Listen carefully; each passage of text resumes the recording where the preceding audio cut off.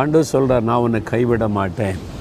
மனிதர்கள் மறந்திருக்கலாம், கைவிட்டு இருக்கலாம், நான் உன்னை கைவிட மாட்டேன். என் கரம் எப்பொழுது உனக்காய் நீட்டப்பட்டு இருக்கிறது. நீங்கள் இந்த எந்த சூழ்நிலையிலும் இயேசுடைய கரத்தில் உங்களை கையை கொடுத்து நீங்கள் என்னை கரம் பிடித்து நடத்துங்க.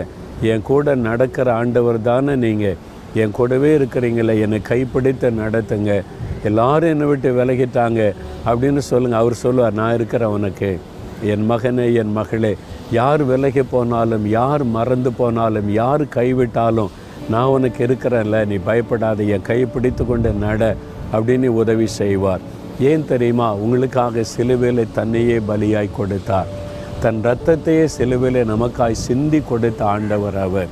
பாடுபட ஒப்பு கொடுத்த, வாரினால் அடித்தாங்க, கையில் ஆணியினால் தொலைத்தாங்க, அவமானப்படுத்தினாங்க, அதெல்லாம் அவர் சகித்து கொண்டார். ஏன் தெரியுமா? உங்கள் மேலே, என் மேலே வைத்தார்.